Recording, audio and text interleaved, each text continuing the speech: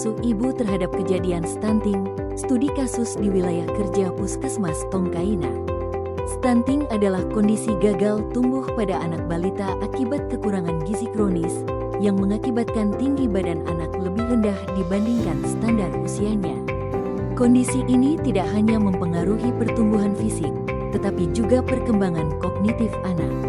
Menurut data Riset Kesehatan Dasar, Riskesdas, 2018, prevalensi stunting di Indonesia mencapai 30,8%, menunjukkan bahwa masalah ini masih menjadi tantangan kesehatan masyarakat yang signifikan.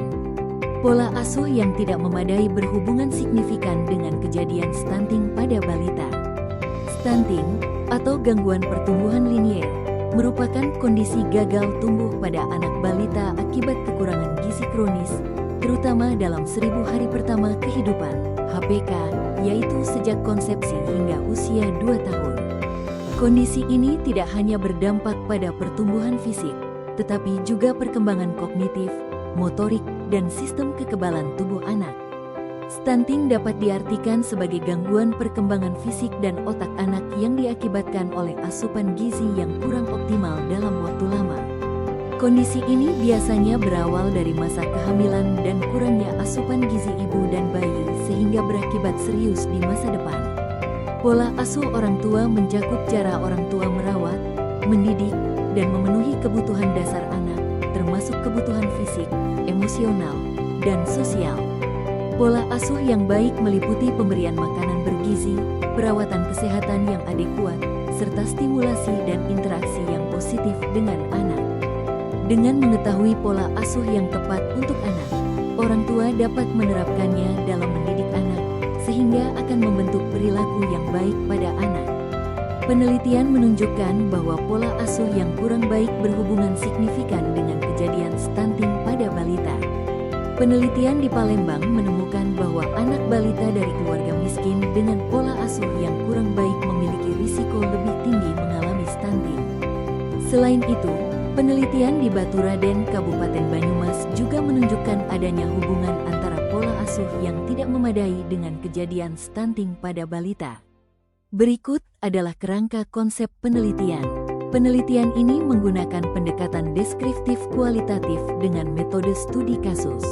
Penelitian dilaksanakan pada bulan April tahun 2025 di wilayah kerja Puskesmas Tongkaina. Pengambilan sampel menggunakan teknik purposive sampling atau pemilihan sampel secara sengaja dengan memilih informan berdasarkan karakteristik yang relevan dengan tujuan penelitian. Adapun informan yang terlibat dalam penelitian ini terdiri dari 2 kategori, yaitu 1. Informan utama. Informan utama dalam penelitian ini adalah ibu dari balita yang mengalami stunting. 2. Informan pembanding. 2-4 ibu dari balita usia 24-59 bulan yang tidak mengalami stunting. Berikut adalah tabel definisi operasional variabel penelitian.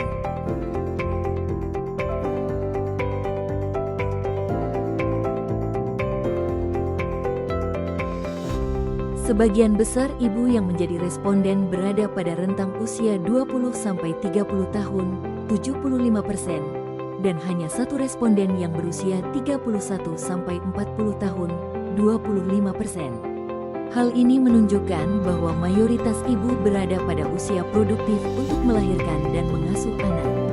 Pada tabel distribusi pekerjaan ibu, seluruh ibu merupakan ibu rumah tangga. Pada tabel 4, sebagian besar ibu memiliki tingkat pendidikan SMA, sederajat, 75%, dan 1 orang berpendidikan SMP. Tidak ada responden yang menamatkan pendidikan tinggi, yang dapat memengaruhi pemahaman mereka tentang gizi dan praktik pola asuh yang tepat. Mayoritas keluarga memiliki pendapatan lebih dari 1 juta rupiah, 75%, sementara 1 keluarga memiliki pendapatan di bawah 1 juta rupiah. Pendapatan keluarga yang rendah dapat memengaruhi kemampuan ekonomi dalam menyediakan makanan bergizi bagi anak. Selanjutnya pada tabel 8, sebagian besar balita di wilayah kerja Puskesmas Tongkaina berusia 12-23 bulan, 60%, dan sisanya berusia 24-35 bulan, 20%. Kelompok usia ini termasuk dalam fase penting tumbuh kembang, sehingga membutuhkan perhatian khusus dari segi pola makan dan stimulasi perkembangan. Menurut UNICEF, 2013, pola asuh yang baik mencakup pemberian makan yang benar, stimulasi psikososial, serta tindakan kesehatan preventif dan kuratif yang tepat. Dalam kasus 1, ibu tidak langsung membawanya ke fasilitas kesehatan jika anak sakit. 2. Pemberian obat dilakukan secara mandiri, tanpa panduan medis. 3. Stimulasi perkembangan anak tidak tampak, baik secara verbal maupun motorik, dan menurut Baumriet pola asuh otoriter dan permisif seringkali tidak efektif dalam membentuk perilaku sehat dan mandiri pada anak. Sementara itu, pola asuh ibu dari 2-4 menunjukkan 1. Konsistensi membawa anak ke posyandu dan puskesmas. 2. Pemberian makanan yang bervariasi dan tepat waktu. 3. Stimulasi perkembangan anak secara aktif, seperti berbicara, bernyanyi, atau bermain bersama. Meskipun anak-anak tinggal dalam lingkungan geografis dan akses layanan kesehatan yang relatif sama, hanya balita dengan pola asuh yang tidak responsif yang mengalami stunting.